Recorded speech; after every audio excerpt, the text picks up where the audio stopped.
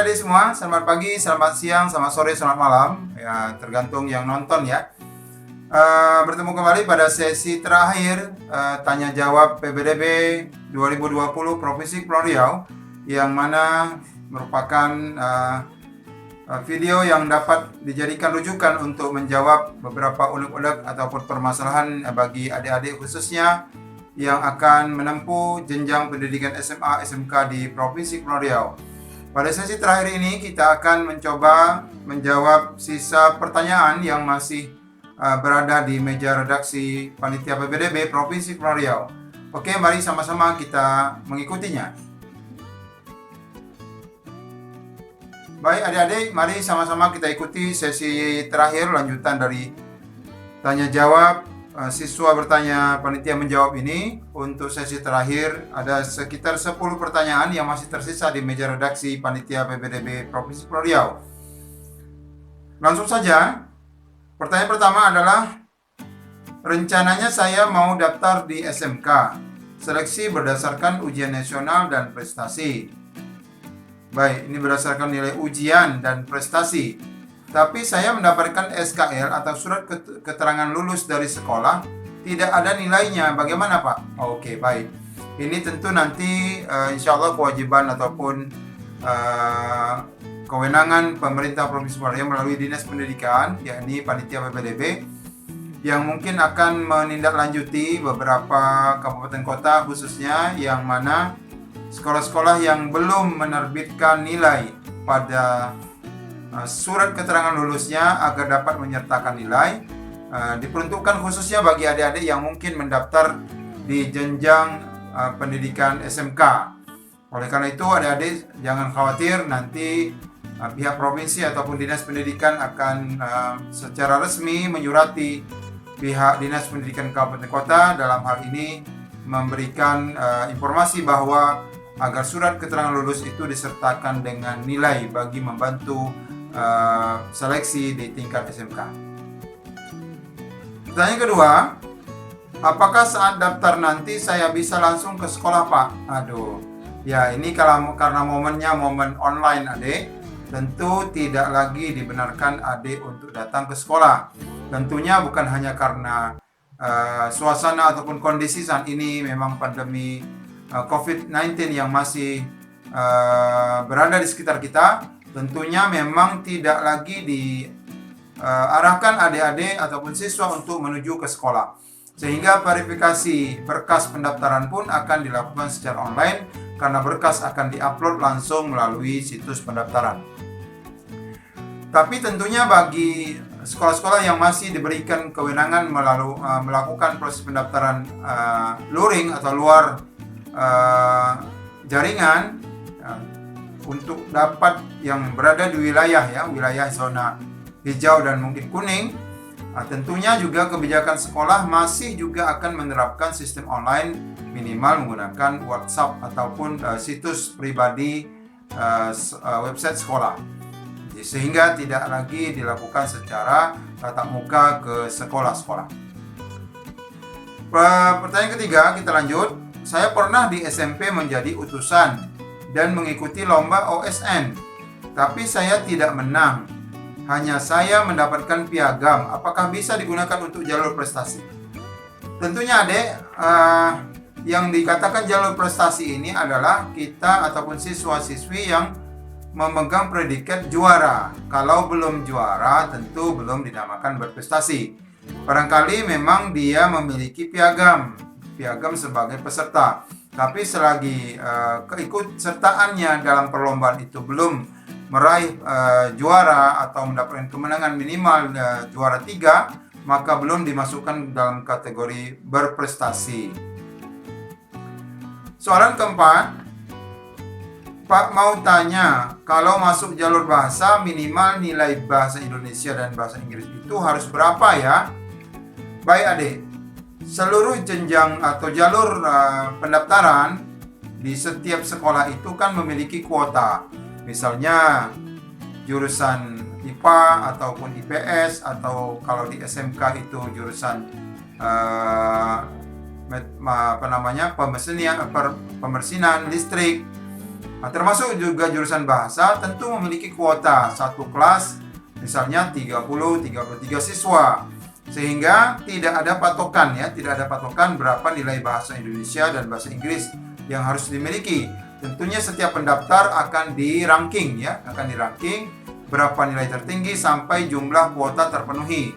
Sampai 33 siswa misalnya terpenuhi, meskipun mungkin dia berada di posisi terakhir nilainya tinggi ataupun dia nilainya rendah tapi masih masuk dalam kuota, tentu masih akan dapat diterima.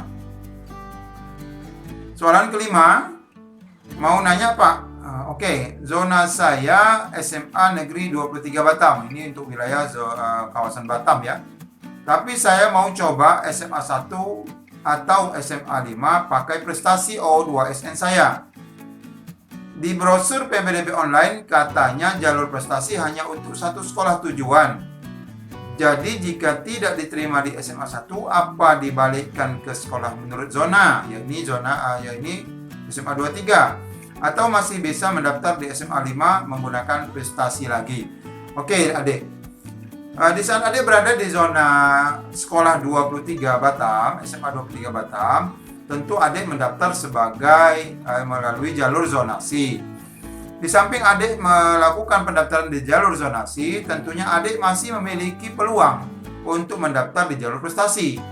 Saya tidak melihat di mana brosur PPDB yang menyatakan jalur prestasi itu hanya untuk satu sekolah. Tidak, Adik. Adik bisa mendaftar nanti di jalur prestasi, mendaftar ulang, maksudnya ketika Adik selesai mendaftar di jalur zonasi, sudah memprint outkan bukti pendaftaran, Adik keluar dari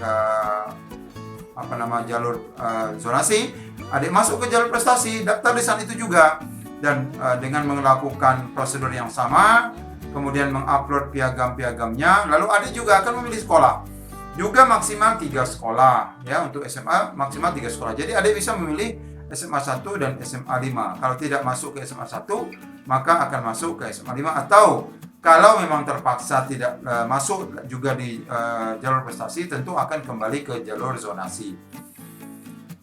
Jadi tidak perlu Adik khawatir satu zona saja nanti satu sekolah saja, sehingga kalau tidak diterima apakah harus mendaftar lagi ke SMA 5? Tidak. Satu kali saja Adik bisa memilih lebih dari satu sekolah untuk jalur yang kedua, yakni jalur prestasi itu. Soalan ke-6, mari kita lanjut. Assalamualaikum Pak. Waalaikumsalam. Apa sertifikat juara tingkat Kemsar Pramuka tingkat kota bisa digunakan untuk mendaftar jalur prestasi? Terima kasih Pak. Oke, Kemsar ini kemah dasar ya, kemah dasar Pramuka. Yang menyelenggarakan ini siapa, Adik? Nah, ini kita perlu tahu. Yang menyelenggarakan kegiatan ini siapa? Jika yang menyelenggarakan ini instansi yang memang misalnya instansi pemerintah yang memang sifatnya juga berjenjang, misalnya ada kuartir daerah ya yang menyelenggarakan, ini dapat diakui karena memang kuartir daerah Pramuka adalah yang memiliki kewenangan menyelenggarakan berbagai event kegiatan Pramuka. Jadi Adik bisa coba masukkan saja. Semoga memang ini menjadi pertimbangan untuk jalur prestasi yang Adik ikuti. Nomor 7, Pak, untuk tes minat bakatnya itu dilakukan secara daring atau tatap muka, Pak? Dalam kondisi saat ini kita belum bisa memutuskan apakah tes minat bakat yang dilakukan oleh sekolah-sekolah SMK nanti akan dilakukan secara daring ataupun tatap muka. Tentu hal ini melihat dari perkembangan kondisi yang ada.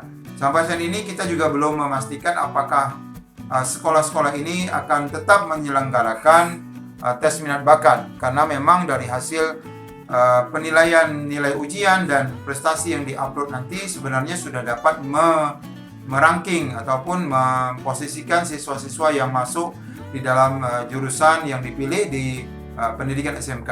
Tapi kita tidak bisa pungkiri karena mungkin nanti ada hal-hal yang dianggap perlu untuk dilakukan tes minat dan bakat sesuai dengan jurusan-jurusan yang dipilih, maka bisa jadi nanti kita akan lihat perkembangan bagaimana kondisi ke depan bagi protokoler kesehatan tetap dilakukan. Soalan ke-8, Pak, bukannya jalur prestasi bisa diambil dari akumulasi nilai rapor? Oke, baik Adik.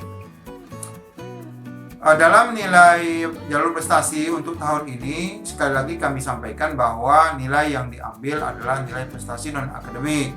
Karena tentunya nilai ujian yang sudah dilakukan tidak dapat kita standarkan. Karena mungkin bisa jadi sekolah A menetapkan standar kelulusan yang mungkin tinggi, atau sekolah B yang mungkin standar kelulusannya rendah. Sehingga hal ini menyebabkan nilai-nilai kelulusan para siswa tidaklah standar. Berbeda dengan ujian nasional yang bisa kita patokkan, merupakan nilai murni dari pusat ya. Sehingga untuk tahun ini nilai yang akan diambil dari prestasi adalah nilai non-akademik berupa lomba-lomba yang memang diakui.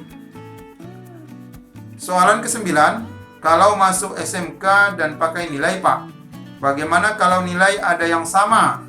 Apakah saya yang punya KIP diprioritaskan? Sekali lagi, KIP ini tidak lagi menjadi prioritas. Tetapi bagi adik-adik yang mendaftar di jenjang SMK, jika terdapat nilai yang sama, maka pihak panitia akan menseleksi berdasarkan dekatnya rumah. Nah, dekat adik rumah. Walaupun bukan merupakan jalur pertimbangan zonasi, tapi berdasarkan pertimbangan nilai. Tapi kalau seandainya terjadi nilai yang sama, maka panitia bisa memutuskan adik yang dekat rumahnya dengan sekolah itu yang dimenangkan. Sama saja ketika pendaftar siswa yang berada dari luar daerah ya, luar daerah dengan siswa yang berada dari dalam Provinsi Kepri, jika nilainya sama, maka yang akan dimenangkan atau yang akan diloloskan adalah siswa yang berasal dari dalam Provinsi Kepri. Baik, soalan terakhir ke-10, ini merupakan soalan pamungkas ya pada sesi video kali ini. Apakah surat domisili bisa digunakan Pak dalam proses daftar jalur zonasi? Lalu di Juknis disebutkan minimal 1 tahun. Kata-kata 1 tahun itu dilihat dari tanggalnya atau boleh tidak jika kalimat dalam suratnya yang menyebutkan sudah 1 tahun atau lebih. Baik, secara Juknis, petunjuk teknis dari pusat memang masih menyebutkan bahwa identitas kartu keluarga masih dapat diganti ataupun digunakan dengan surat keterangan domisili. Meskipun kewenangan pengeluaran surat domisili ini diserahkan kewenangannya pada pemerintah setempat, mulai dari RT, RW, sampai tingkat kelurahan atau mungkin kecamatan. Sehingga kita tidak dapat pastikan apakah mereka berhak ataupun mau mengeluarkan surat ini.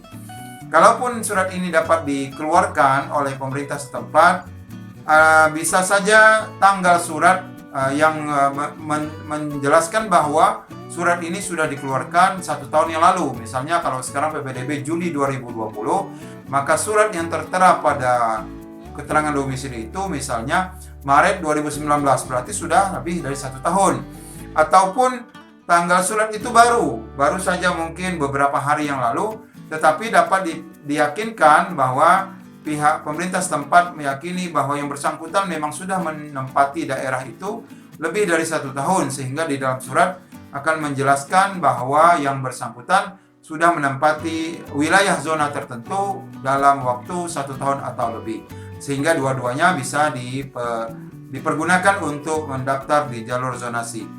Tentu kembali kepada kejujuran masing-masing untuk mendapatkan nilai ataupun mendapatkan surat keterangan ini berdasarkan kewenangan dari pihak pemerintah. Rasanya cukup adik-adik ya dari semua pertanyaan, mulai dari video 1, video 2, dan ini video terakhir tentang tanya jawab PPDB 2020 Provinsi Kepulauan Riau, sehingga barangkali ini semua dapat menjawab. Di samping itu, kalau masih ada unek-unek, masih boleh ditulis di kolom komentar di bawah video ini nanti, dan mungkin pasti ada, saya rasa tetap yang mempunyai unek-unek ingin bertanya.